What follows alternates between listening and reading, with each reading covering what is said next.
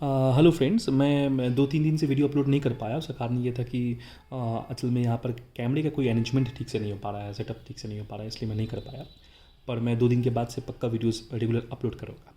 देखिए, आज टॉपिक हम लोग पढ़ रहे हैं वो आईपीसी पढ़ेंगे, और आईपीसी एक बहुत ही इंपॉर्टेंट पॉइंट है फॉर नीट स्टूडेंट्स के लिए और जीमेंस के स्टूडेंट के लिए। आईपीसी का एकदम बेसिक स्टार्टिंग पार्ट में स्टार्ट किया हूँ यहाँ पर, जो मैक्सिमम बच्चे शायद नहीं जानते हैं। तो देखिए, ये पार्ट क्या है। असल में ऑर्गेनिक कंपाउंड्स हम सबको मालूम है कि एक लिविंग ऑर्गेनिज्म और प्लांट और एनिमल से बनता है। कैसे? लिविंग ऑर्गेनिज्म से बनता है। आप देख सकते हैं, मैंने यहाँ पे लिखा है लिविंग ऑर्गेनिज्म और प्लांट से बनता है। तो जो लिविंग ऑर्गेनिज्म और प्लांट से बनते हैं उसको हम लोग ऑर्गेनिक कंपाउंड्स कहते हैं। इनऑर्गेनिक किसे कहते हैं? जो नॉन लिविंग ऑर्गेनिज्म से बनते हैं। नॉन लिविंग ऑर्गेनिज्म का मतलब क्या होता है? मिनरल्स और गैसेस से बने हुए कंपाउंड्स को हम लोग इनऑर्गेनिक कंपाउंड्स कहते हैं। एट दैट टाइम एक साइंटिस्ट है, उनका नाम था जे बर्जेलियस, जो एक स्वीडिश साइंटिस्ट थे। इनका पूरा नाम जे बर्जेलियस नहीं है, जॉन जैकब्स बर्जेलियस नाम है। नाम में कुछ बात नहीं है, पर इनका बस याद रखिएगा, इनका नाम है बर्जेलियस। तो बर्जेलियस साइंटिस्ट ने उन्होंने उस समय एक वाइटल फोर्स थ्योरी की और वाइटलिज्म थ्योरी की एक डिस्कवर्ड किया था। उनका कहना ये था कि एक ऑर्गेनिक कंपाउंड का प्रिपरेशन या एक ऑर्गेनिक कंपाउंड का प्रिपरेशन आप कभी भी एक इनऑर्गेनिक कंपाउंड के साथ इनऑर्गेनिक कंपाउंड के से ला नहीं सकते। मतलब organic compound can not be prepared from inorganic compound. उनका ये स्टेटमेंट था। वो केस क्यों स्टेटमेंट था उनका, देखो कहना। और एक बात बताता हूँ मैं। बर्जेलियस जो साइंटिस्ट थे और उन्हीं के एक स्टूडेंट थे जिनका नाम था हमारा फ्रेडरिक वूलर, जो मैं बताऊंगा थोड़ी देर के बाद। फ्रेडरिक वूलर इन्हीं के स्टूडेंट थे। देखिए, होता ये है ना कि केमिस्ट्री की फील्ड हो या फिजिक्स की फील्ड हो, जब कोई हम लोग टॉपिक पढ़ते हैं, उस टॉपिक में पढ़ते हैं कि जैसे कि जब हम लोग फिजिक्स पढ़ते हैं, जब हम लोग एटम्स की पढ़ाई करते हैं, तो हम लोग उस समय पढ़ते थे कि जॉल डाल्टन एक साइंटिस्ट थे, जो जिनको हम लोग फादर ऑफ मॉडर्न केमिस्ट्री कहते हैं। ये जे बर्जेलियस भी हमारे मॉडर्न फादर ऑफ केमिस्ट्री हैं ये। तो जो भी हो, तो ये साइंटिस्ट उस समय ये कहते थे कि बस ये एलिमेंट इसके ऊपर नहीं हो सकता। जैसे जॉल डाल्टन कहते थे कि सब एटॉमिक पार्टिकल्स नाम की कोई चीज़ नहीं होती, सबसे स्मॉलेस्ट पार्टिकल जो होता है वो क्या होता है? एटम ही होता है। पर वो गलत बात था। उनके कुछ स्टूडेंट्स हैं, उन्हीं के स्टूडेंट ने उन्हीं को प्रूव किया कि सर आप गलत हो। उन्हीं के स्टूडेंट, क्योंकि वो उनके अंडर में स्टडीज़ करते थे, तो उनको समय के साथ चीज़ें ऐसे पता चलती थी। तो बर्जेलियस के भी स्टूडेंट थे, उनका नाम था फ्रेडरिक वूलर, जिन्होंने खुद ही प्रूव किया कि सर आप जो हमारे मास्टर हैं ना, वो आपने जो बताया ना सर, वो गलत है, वो सही नहीं है। तो जैसे कि आपको मालूम है कि इलेक्ट्रॉन की डिस्कवरी किसने की? रदरफोर्ड। इलेक्ट्रॉन की डिस्कवरी किसने की? जे थॉमसन ने किया। उन्हीं के स्टूडेंट कौन थे? उन्हीं के स्टूडेंट थे अर्नेस्ट रदरफोर्ड, जिन्होंने डिस्कवर किया प्रोटॉन का डिस्कवर किया। और अर्नेस्ट रदरफोर्ड को हम लोग फादर ऑफ न्यूक्लियर फिजिक्स भी कहते हैं। और उनके स्टूडेंट जो थे वो कौन थे? जेम्स चैडविक थे। तो ये आपने क्या देखा कि इलेक्ट्रॉन डिस्कवर्ड किया, वो हमारे जे थॉमसन थे। उनके जो स्टूडेंट रहे वो अर्नेस्ट रदरफोर्ड रहे। उनके जो स्टूडेंट रहे वो हमारे जेम्स चैडविक रहे। और इन लोगों ने ही इलेक्ट्रॉन, प्रोटॉन और न्यूक्लियॉन का डिस्कवर्ड किया। तो ये सब साथ में स्टडी करते हैं, तभी ये लोग एक ही सेम सब्जेक्ट के ऊपर काम कर पाते हैं।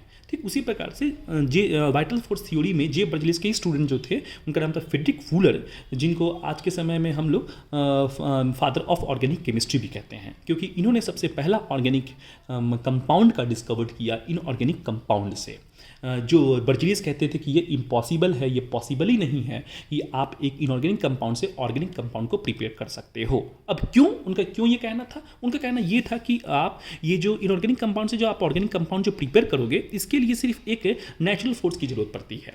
नेचुरल फोर्स को ही उन लोगों को वाइटल फोर्स कहते हैं या वाइटलिज्म फोर्स भी कहते हो। तो ये जो फोर्स होता है, ये फोर्स सिर्फ और सिर्फ एक ही इंसान के पास होता है, वो होता है भगवान। ठीक है, तो ये भगवान के पास ही ऐसे पावर हो सकता है जो एक इनऑर्गेनिक कंपाउंड को ऑर्गेनिक कंपाउंड में कन्वर्ट कर सके, और नहीं तो ये नहीं हो सकता।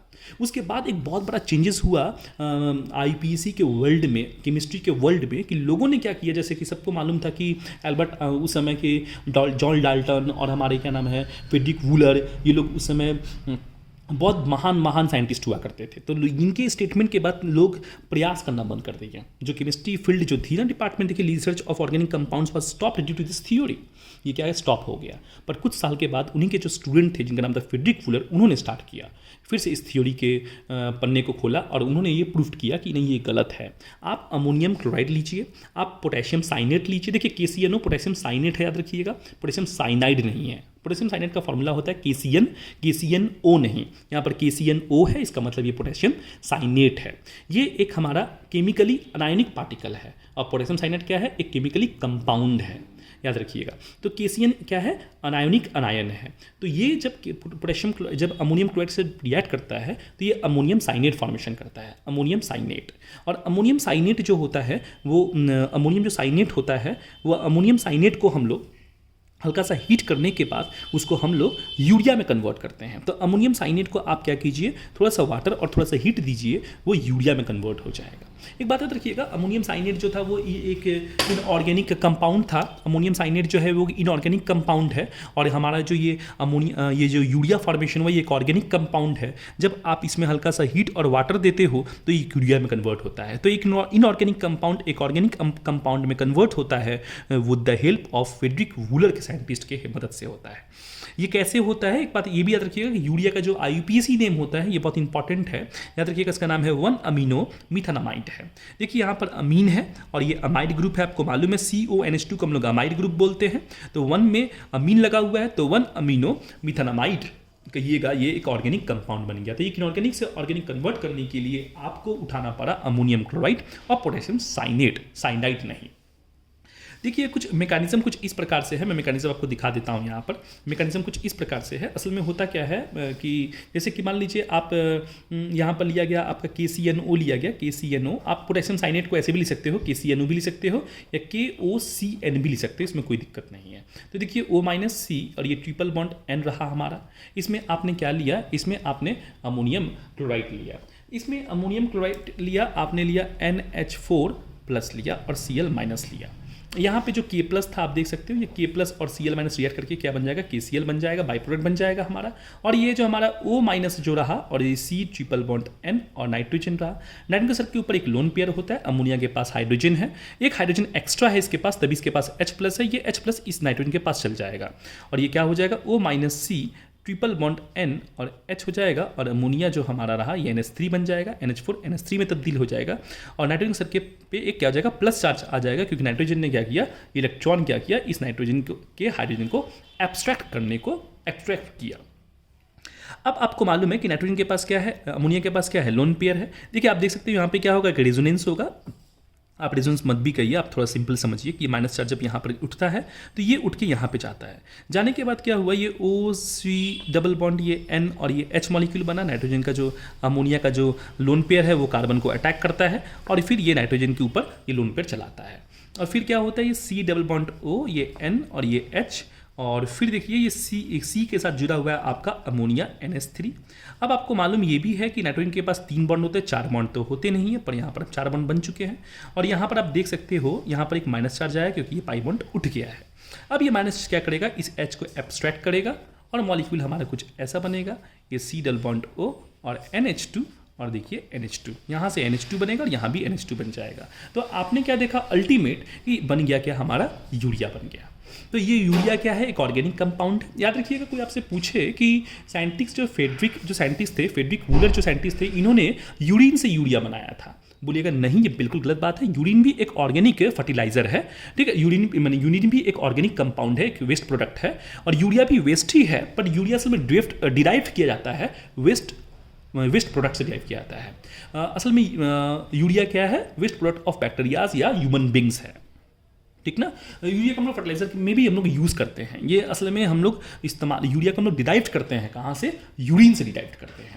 तो मेरे कहने का मतलब यही रहा इसमें कि फ्रेडरिक वूलर ने अमोनियम क्लोराइड और KCNO लिया था, पोटेशियम साइनेट। आपसे ये भी क्वेश्चन पूछ सकता है कि उन्होंने कौन सा केमिकल एलिमेंट्स लिया था यूरिया बनाने के लिए, ठीक है, ये भी क्वेश्चन पूछ सकता है।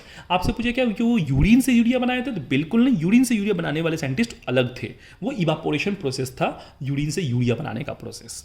तो बस ये याद रखिएगा यहाँ पे एक चीज़ की बहुत इंपॉर्टेंट चीज़ ये थी कि यूरिया का फॉर्मेशन कैसे हुआ, यूरिया बना कैसे, वाइटल फोर्स थ्योरी होती क्या है, वाइटल फोर्स थ्योरी खारिज क्यों हुई, क्या कारण था वाइटल फोर्स थ्योरी में, वाइटल फोर्स थ्योरी किसने स्टार्ट किया था, कौन साइंटिस्ट ने स्टार्ट किया था, बर्जेलिस ने स्टार्ट किया था। बर्जेलिस उस समय किस चीज़ के ऊपर काम करते थे, बर्जेलिस उस समय काम करते थे आइसोलेशन ऑफ केमिस्ट्री के ऊपर काम करते थे। आइसोलेशन ऑफ केमिस्ट्री मतलब किसी भी कंपाउंड से किसी भी एलिमेंट का डिस्ट्रैक्ट करना, डिस्ट्रैक्ट, उसको निकालना, वो ये काम था बर्जेलियस का, हमारा फ्रेडरिक वूलर का, ये उन लोगों का काम था। ये उस समय क्या करते थे कि आपको मालूम होना चाहिए कि पीरियड टेबल में जो cerium, thorium, selenium, atomic number आपका 58, 90 और 21 जो एलिमेंट है, ये भी डिस्कवरी इन्होंने किसी मिक्सचर से ही किया है। मतलब सीरियम, थोरियम और सेलेनियम का डिस्कवर्ड भी ये बर्जेलियस ने ही किया है। तो ये साइंटिस्ट लोग थे जो लोग क्या करते थे, एब्स्ट्रैक्शन किया करते थे, किसी भी चीज़ का निकाला करते थे, ये लोग किसी भी एक सैंपल से निकालते थे। तो इसलिए वाइटल फोर्स थ्योरी, वाइटलिज्म जो थ्योरी है वो फेल हुई थी बर्जेलिस का, क्योंकि वो कहते थे एक सुपरनेचुरल फोर्स से ही हो सकती है, पॉसिबल नहीं है। उसका इफेक्ट क्या था, रीजन क्या था, स्टेटमेंट क्या था, मैंने ये भी बताया आपको, गलतियाँ क्या थी मैंने आपको ये भी बताया, और ये बना कैसे मैंने ये भी बताया। तो यूरिया का प्रिपरेशन कैसे हुआ, मैकेनिज्म कैसे हुआ, ये सब बताया। अच्छे से देख के जाइए, पढ़ के जाइए, मैं आगे और अपलोड करूँगा इस यूरिया के ऊपर, पूरा टॉपिक दूंगा आपको और आप पूरा समझेंगे। बस बने रहिए बच्चे, आप ढंग से पढ़ाई कीजिए, अच्छे से पढ़ाई कीजिए, माँ बाप का नाम रोशन कीजिए और अपने देश का नाम रोशन कीजिए। आपका साइंस फैकल्टी